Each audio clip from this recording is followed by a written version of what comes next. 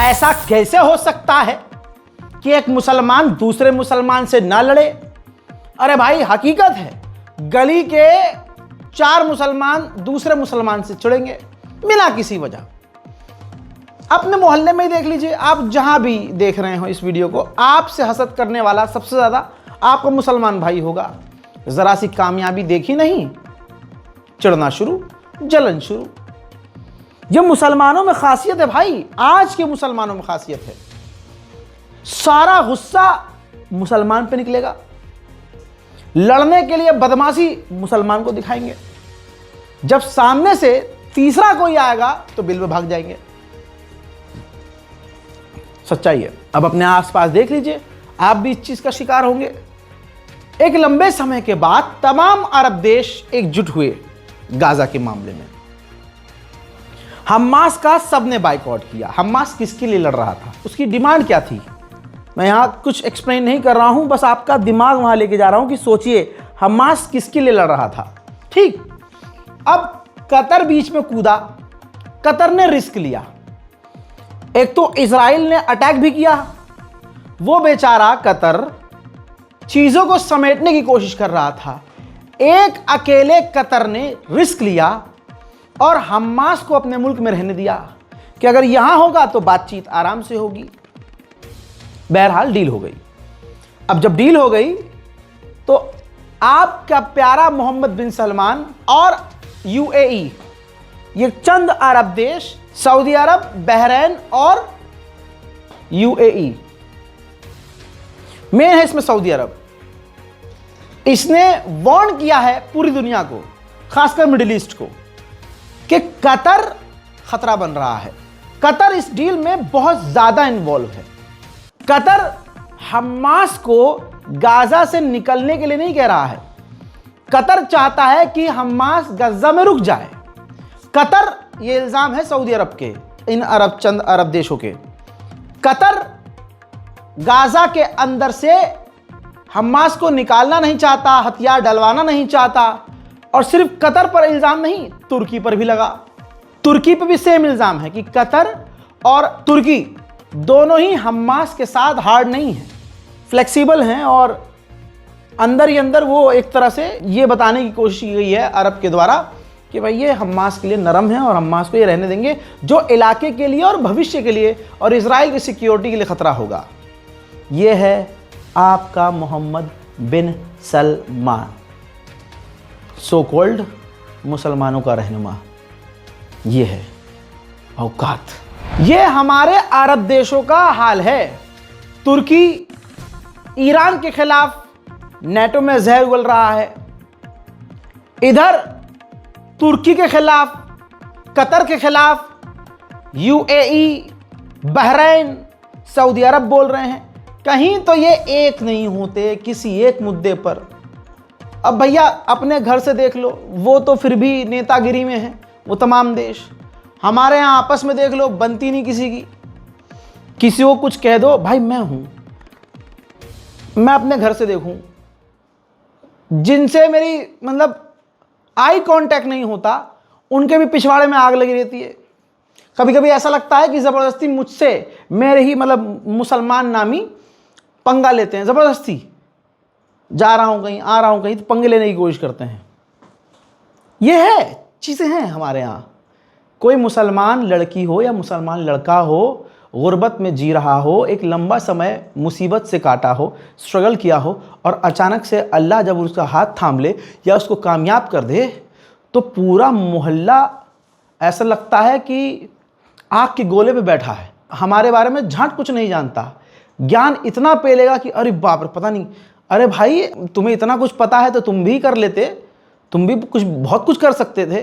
कल तक बिटिया नाच रही थी, आज अम्मा भी रील पे नाच रही है। तो भाई नज़र में ये कामयाबी है। किसी भी चीज़ में ले लीजिए, आप अपनी बहनों को देखिए, अपनी बच्ची को देखिए, अगर वो नेक अच्छा काम कर रही होगी और सही रास्ते से कामयाब हो जाएगी ना, तो हमारे अपने ही आलोचना करेंगे। बहरहाल आगे बढ़ते हैं। मामला अब यह है कि मैं वो वीडियो दिखा नहीं सकता हूं, बल्कि वीडियो को पूरा ब्लर कर रहा हूं। हालांकि ये आगे से ब्लर करके दिखाया गया है, लेकिन मैं पूरा ब्लर कर रहा हूं। हजरात, जो फिलिस्तीनी कैदियों को लाशों को जो छोड़ा है इजराइल ने दिया है, जो फिलिस्तीनी डॉक्टर है वो बता रहे हैं कि हमने जब लाशों को देखा तो उनके हाथ पीछे बंधे थे, गले में रस्सी के निशान, बॉडी के अंदर मेटल पाए गए हैं। इससे साबित हो रहा है कि जेल के अंदर उनको टॉर्चर किया गया है। अब सबसे मेन बात, डॉक्टर बता रहे हैं गाजा के, फिलिस्तीन के, जो लाशें बरामद हुई हैं, जो लाशें हमें दी गई हैं, उसके मेन ऑर्गन्स गायब हैं। तस्करी, अंग तस्करी, बॉडी पार्ट्स की तस्करी, ऑर्गन्स की तस्करी। तो दोस्तों अब आप समझ सकते हैं कि इजराइल मरने के बाद भी लाशों की बेहुरमती कब्र पे तो करता ही है, और आपने सुना और देखा कि कब्र से लाशों को निकाल के भी ले गया, और फिर अब खबर यह है कि चीरा फाड़ी करके पार्ट्स निकाल दिए। इजिप्ट कह रहा है कि हम भी काम कर रहे हैं ताकि गाजा के अंदर ज़्यादा से ज़्यादा, मतलब तेज़ी से काम करके जो हॉस्टेज हैं, जो इजरायली लोग हैं, उनकी जो लाशें, उनको ढूंढ के इजराइल को सौंप दी जाए। ज़रा इस बात पर ध्यान दीजिए, मरे तो गाजा के भी लोग हैं ना, कितने मरे होंगे भाई? 5% इजरायली लोग मरे, 95% कहाँ के लोग मरे? गाजा के। तो लाशें फिलिस्तीनियों की कोई नहीं ढूंढ रहा है, न इस पर कोई बात कर रहा है। इजरायलियों की लाश ढूंढने के लिए देश प्रदेश आ रहे हैं उठ के। तुर्की आ रहा है, यूएई आ रहा है, इजिप्ट आ रहा है, अमेरिका आ रहा है, लेकिन कोई ये नहीं सोच रहा है कि फिलिस्तीनी भी तो मारे गए हैं, उनकी भी तो लाश दबी पड़ी होगी। उधर इजराइल की पार्लियामेंट मीटिंग करने वाली है, जिसमें जो फिलिस्तीन का वेस्ट बैंक है उस पर कब्जा करने के लिए चर्चा और बहस की जाएगी। हजरत मोहतरम, अभी भी 9000 फिलिस्तीनी और गाजियंस जो हैं इस वक्त इजराइल की जेल में हैं। अब जब गाजा में कुछ बचा ही नहीं है तो लोग रहेंगे कहाँ? ज़मीन कहीं बची नहीं है, हर जगह खून की बू राख में और ज़मीन पर बसी हुई है। ज़रा एक मंजर दिखाऊंगा, देखिए गज़ा के अंदर जो अब कब्रिस्तान बन चुका है ना, गाज़ा के लोग मजबूरी में उसी कब्रिस्तान में टेंट लगाकर रहने पर मजबूर हैं। मैंने रात जो गुजरी है 3 बजे रात को अपडेट दिया था, और आजकल मैं कोशिश करता हूँ लेट नाइट अपडेट एक दे ही दूँ। ऐसे बहुत सारे लोग हैं जो रात को जागते हैं और उनको तलब होती है कि भाई गाज़ा में क्या चल रहा है, तो मैंने उनके लिए शुरू कर दिया है। तो आप भी रात को अगर चेक करेंगे तो एक अपडेट आ ही जाएगा इंशाल्लाह। अब इजराइल पूरी तरह से, मैंने उस रिपोर्ट में बताया था कि सीज़ फायर तोड़ने की तैयारी कर रहा है, दोबारा से गंदगी फैलाने की कोशिश कर रहा है। अब ये देखिए, जहाँ लिखित में डील हुई है, इजराइल के सैनिक ओपन फायर कर रहे हैं, वो भी रात को, इंटरनेशनल लॉ का उल्लंघन, और सीज़ फायर का उल्लंघन करते हुए रिकॉर्ड कर रहे हैं वीडियो और उसे खुद ही सोशल मीडिया पर पोस्ट कर रहे हैं। ग्रेटा थनबर्ग ने अब जाकर मुंह खोला है। ग्रेटा थनबर्ग ने बताया कि मुझे भूखा और प्यासा रखा और मेरे सर पर इजराइल का झंडा बांध दिया। जब इजराइल का झंडा लहराता हुआ मेरे मुंह पर टच होता था तो वो आकर मुझे मारते थे, मुझे लात मारते थे, मुझे गैस के चैम्बर में डालकर जान से मारने की धमकी देते थे, मुझे वो दिन रात पीट भी रहे थे, टॉर्चर भी कर रहे थे, खाना वो एक वक्त का नहीं दे रहे थे। और इतना ही नहीं, जब मेरे कपड़े उतरवाए जा रहे थे तो सामने से इजरायलियों ने मेरी वीडियो और फोटो भी बनाई।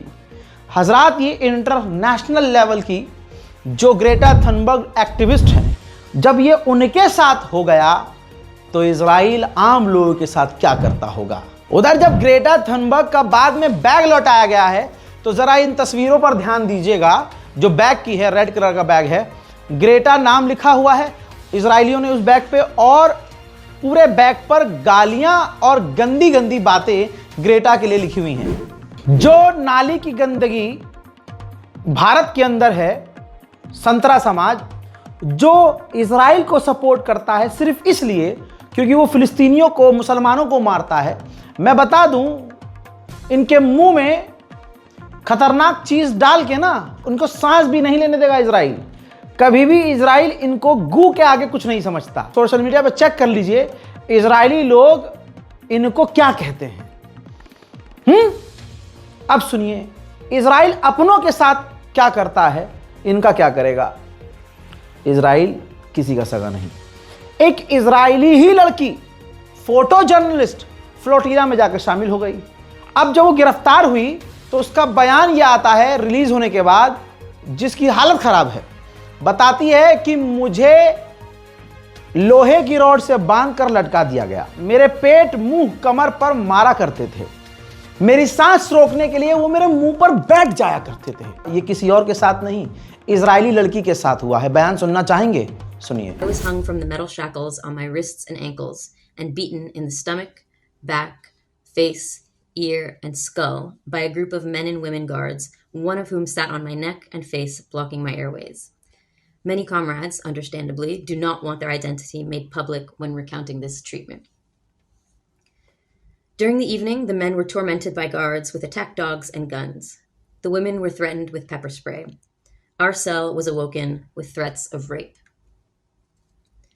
There is a banner in the yard at Ktziot, below the large Israeli flag, which features a rubblescape.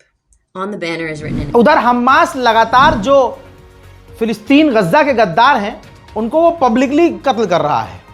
तो इस पर फिलिस्तीन अथॉरिटी की गवर्नमेंट ने नाराजगी व्यक्त की है कि हमास ये गलत कर रहा है। हजरात, हो सकता है जब आप ये वीडियो देख रहे हो, मेरा अपडेट देख रहे हो, तस्वीर आपकी स्क्रीन पर है, हजारों की तादाद में बिल्डोजर और ट्रक मलबा साफ करने के लिए इजिप्ट के बॉर्डर पर खड़े हुए हैं।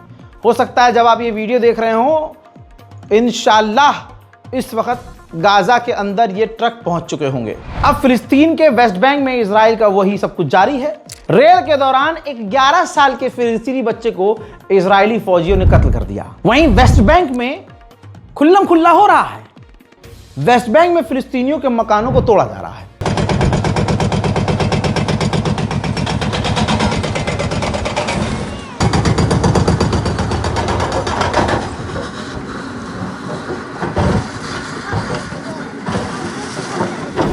उधर आइए अब सेटलर्स की हरकत दिखाता हूं। ये सब वेस्ट बैंक में रोज हो रहा है। ये देखिए, इजराइल के जो सेटलर्स हैं, जो यहूदी हैं, वो वेस्ट बैंक में जा रहे हैं, जो फिलिस्तीनी लोग हैं उनको परेशान कर रहे हैं, उन पर हमला कर रहे हैं और उनकी जमीनों पर खुल्लम खुल्ला कब्जा कर रहे हैं। पूरी दुनिया के मुसलमान क्यों खामोश है समझ में नहीं आ रहा है। भारत के मुसलमान क्यों खामोश है वो हमें पता है, लेकिन आइए ये तस्वीर देखिए। फिलिस्तीन के वेस्ट बैंक के अंदर मस्जिद के अंदर आईडी चेक करने के लिए इजरायली फौजी जूता पहन के मस्जिद के अंदर चला गया। इतना ही नहीं, नमाज पढ़ रहे हैं वहां फिलिस्तीनी, और दौरान नमाज फिलिस्तीनी की नियत तोड़वाकर उसको नमाज से पीछे घसीटकर जमात से बाहर निकालकर, सबसे बाहर निकालकर उसकी आईडी चेक कर रहा है इजरायली फौजी। गाजा को पता नहीं कितना समय लगेगा ठीक होने में। जो तस्वीर आ रही है वो गाजा के सफाई की आ रही हैं कि किस तरह से गाजा खत्म हो चुका है। हालांकि उसको अब ठीक करने की, मलबा क्लियर करने की कोशिश भी की जा रही है।